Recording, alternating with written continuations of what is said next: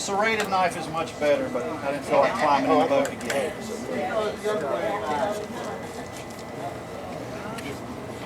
What size jig head is that? About a 4/0. I mean, is that a 1/4 ounce? 3/8. Oh, you like 3/8. And where you've cut the legs off, I'll go right in there. Doesn't work as easy when it's frozen, and then I'll just bring the barb of that hook right back out the bottom, just like that. And that is all you need. If you use it, I mean, you'll get bites on half a crab, but you'll miss a lot of them because it's just such a big piece of crab. You can use half a crab when you're fishing in the river, deep water for the real large reds. They'll take it with they'll take a whole crab. But that is all I use for the redfish 99% of the time when I'm on my charters. Sleep. Mike, you just throw it out there and let it sit, or you really you just bait fish? I'll throw it out there and I'll just let it sit. Now I leave a lot of slack in my line. I want a big bow in the line. I don't want it tight. And he gets his boat set still too. Yeah. But I'll throw it out there right up against the grass. You know, at high tide, they're going to be working that grass line. I'll drop it right on the edge of the grass. I mean, you get 2 inches off the grass, that's perfect. Float or no float? No float, just like that. Just like that. I'll leave a lot of slack in the line because when he does grab it, I never watched them, but I think when they pick that up, they'll actually crush that crab. They're not, you know, I mean, it's a hard bait. They're not going to swallow it like that.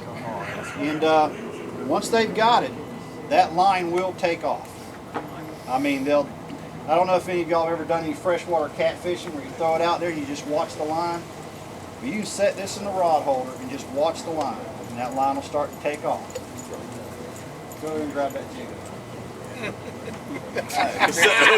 How do you have the drag set? Do you have it open? Or Now, just... put it in your mouth. It's a pretty tight drag. I mean, this is 20-pound braid. Oh, okay, yeah, it's not going to break. Now put it in your mouth with some crab on it. And if I see him taking the line, I will pull that rod straight up out of the rod holder. When it's out, I want it like it's still in the rod holder.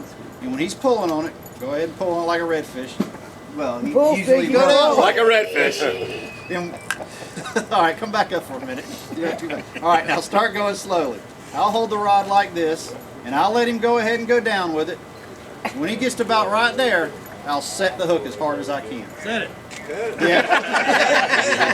Set it and forget it. You know, What info commercial heard that on? out of all the years of taking people out, the biggest mistake they make, 90% of the time, is they're holding that rod in their hand. You catch more fish if you put that rod in the rod holder and just watch it. I don't know what it is, but that's exactly what happens. They don't give it enough. Most of the, Because they always try to set the hook too early. well, you know, a lot of times, you know, a little pinfish will peck at the crab, and it'll actually move it, and then it'll start getting slack, and you'll find them doing this. Almost the whole time doing this. That whole time that bait's coming right off. It's coming right out of the strike zone. It's not sitting there no more. So get it out there, drop it right on the edge of the grass, open the bell, pull some line out, and just stick it in the rod holder just like that.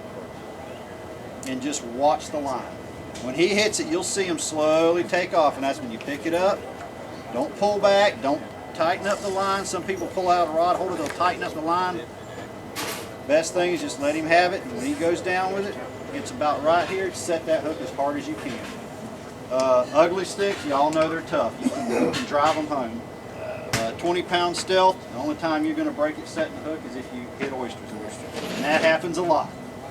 They'll set the hook and the line will come back. What happened? It's nothing you did. It's just, you just got hung up in there and there's not a thing you can do about it. Now, if he hits it running hard, like I know I've seen him do. Oh, every once in a while, there's no warning. The rod will just go. And you can't get it out of the rod hole. Yeah. But that's just, I mean, it's simple. I fish that way because, like I said, people who don't even know how to fish, we get a lot of people that's maybe fished once or twice in their life. And this is very simple, very easy for them. It's not an expensive setup. I think, if I remember right, this rod was $50 and these reels were like $69. And he's had these reels 3 or 4 years now. They've been through a lot of use. Took Will out, even Will caught fish like this. No, it works. What kind of hooks you using? Circle hook or No, what do you that's like? just that Oh, jig right there. just a jig. Yep, Okay. just a jig. Alright. Is that your color, pink? I've got pink, I've got orange, and I've got some white ones. It doesn't seem to matter. The ladies like the pink ones.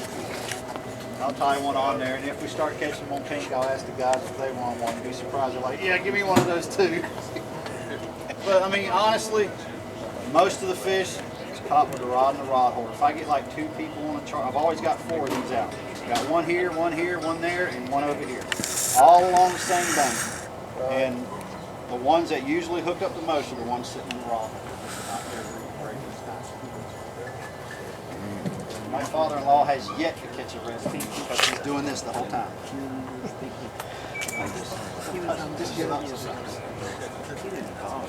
That's how I catch all my reds back in the creeks. I mean, I throw artificials, but I just wanted to cover the live bait part of it. Now, if you got any questions about artificials, I'm more than happy to help you later. I've got this sitting up here if y'all want to walk up and look how I've got that hooked. Very simple. Trout. I'm going to get some live shrimp when I can. And has everybody seen these Cajun Thunders?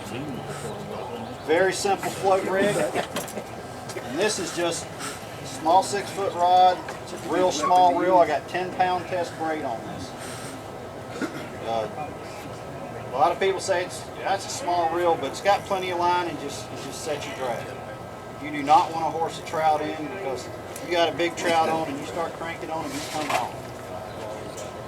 Yep, he's coming off because they got soft mouths and they're always hooked right on the edge of their mouth. I mean, it's very rare I even gut hook a trout, even with live shrimp. Now this is a Cajun. This is actually a it's made by Bayou something. But this has got an actual spring on the bottom. So a lot of the ones without the springs, you'll throw them out there and they'll lay sideways. You got to keep popping the rod to get them to stand back up. You can find the one with the springs on the bottom. You don't have to worry about that. The other ones work just as well. It's just more work to deal with them. And again, I take a 10-pound braid, tie it straight to the top with a uni knot. And then depending on how deep you're fishing, anywhere from 12. We've had some real high tides lately, so I'll go actually a little deeper. If you throw it